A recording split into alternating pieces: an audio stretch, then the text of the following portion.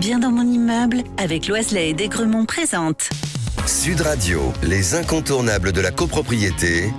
Thomas Binet. Nous sommes avec notre consultant Philippe Loiselet, patron de Loiselet Desgremont, qui nous informe tous les vendredis soirs sur l'ensemble des sujets liés à la copropriété. Et on va poursuivre, Philippe, ce soir, votre analyse, notre analyse des différentes majorités lors des assemblées générales. Bonsoir, Philippe. Bonsoir Thomas.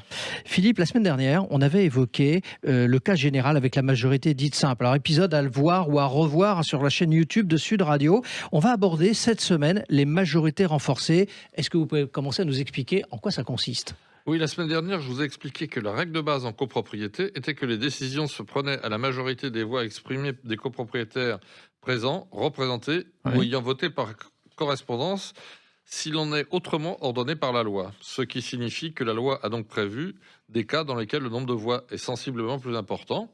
Ces situations sont prévues par les articles 25 et 26 de la loi sur la copropriété. Alors, est-ce que vous pouvez nous expliquer concrètement en quoi cela consiste ? Bien sûr, voyons d'abord la majorité de l'article 25 qui prévoit le vote de la majorité absolue. Dans cette situation, il faut pour adopter une décision qu'elle recueille la majorité des voix de toute la copropriété, que les copropriétaires participent ou pas à l'Assemblée. Ainsi, si une copropriété compte 1000 millièmes, c'est-à-dire 1000 voix pour voter, la majorité ne sera atteinte et la résolution donc adoptée que si elle recueille au minimum 50% des voix plus une, soit 501 voix, quel que soit le nombre de copropriétaires présents ou représentés. Alors ça veut dire que les décisions qui relèvent de ce type de majorité, elles sont de quelle nature en fait ? Pour faire simple, il s'agit des décisions que l'on qualifiera de plus importantes, telles que la désignation des organes de gestion, c'est-à-dire le syndic, les membres du conseil syndical, mais aussi les décisions portant sur les travaux d'amélioration de l'immeuble ou l'un des éléments collectifs de l'immeuble. À cela s'ajoutent également les délégations de pouvoir données par l'Assemblée générale, le vote du montant à partir duquel la consultation du conseil syndical ou la mise en concurrence est obligatoire, ou encore l'autorisation donnée à un copropriétaire de réaliser des travaux susceptibles d'affecter les parties communes à ses frais exclusifs. Cette liste ne peut, faute de temps, être exhaustive. Oui, on peut l'entendre ainsi. Et l'article 26, Philippe, c'est quoi ? L'article 26 de la loi prévoit deux cas. Une majorité encore renforcée ainsi que l'unanimité. Je n'expliquerai pas ce dernier terme que je pense tout le monde comprend, en précisant toutefois qu'il s'agit de toutes les voix de la copropriété et non pas de l'unanimité des copropriétaires présents à l'Assemblée. Je précise au passage que, à part dans les toutes petites copropriétés, l'unanimité est quasiment impossible à atteindre. Nous avons toujours au moins un absent.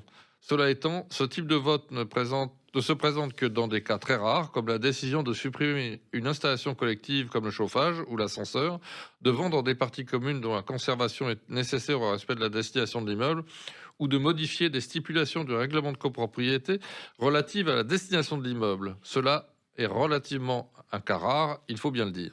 Mais il y a un autre cas qui est prévu par l'article 26, Philippe. Oui, il s'agit de la double majorité. Double parce que pour qu'une décision soit prise, il faut qu'elle recueille au moins les 2/3 des millièmes de la copropriété et que ces 2/3 de voix représentent au moins la moitié des copropriétaires. En reprenant notre exemple d'un immeuble de 20 copropriétaires et 1000 millièmes, la résolution devra recueillir 667 millièmes représentant au moins 10 copropriétaires.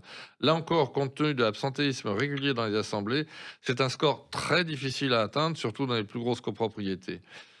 Parmi les décisions soumises à cette double majorité, celles relevant d'actes de disposition ou d'acquisition immobilière, la suppression du poste de gardien ou de certaines modifications du règlement de copropriété relatives à l'usage ou l'administration des parties communes. Bon, il y a un cas qui peut se présenter, c'est si les majorités ne sont pas atteintes. Que se passe-t-il ? Eh bien, il y a une deuxième chance. L'article 25.1 de la loi prévoit que si un tiers des copropriétaires ont voté favorablement à la résolution, quoique rejetée par la majorité des copropriétaires de l'immeuble, celle-ci peut faire l'objet d'un second vote immédiatement en séance à la majorité des seuls présents et représentés. C'est la majorité simple de l'article 24. On appelle cela dans la pratique une passerelle. De la même manière, l'article 26.1 de la loi prévoit que si la double majorité n'a pas été réunie, on peut organiser un second vote immédiatement en séance à la majorité des copropriétaires présents ou représentant au moins un tiers des voix de tous les copropriétaires. Si la résolution proposée n'a pas réuni suffisamment de voix pour atteindre les seuils fixés pour faire jouer la passerelle, ou si, malgré le jeu de la passerelle, la résolution ne réunit pas suffisamment de voix pour entériner le second vote, la résolution est rejetée jusqu'à une prochaine Assemblée Générale. C'est très clair, Philippe. On vous retrouve vendredi prochain à 18h50 pour un autre numéro d'Oser investir, les incontournables de la copropriété. Et pour ce qui me concerne, je vous donne rendez-vous dimanche matin dès 9h25 sur Sud Radio dans la matinale week-end. Sud Radio, les incontournables de la copropriété, Thomas Binet. Avec Loiselet et Desgremont, bien dans mon immeuble.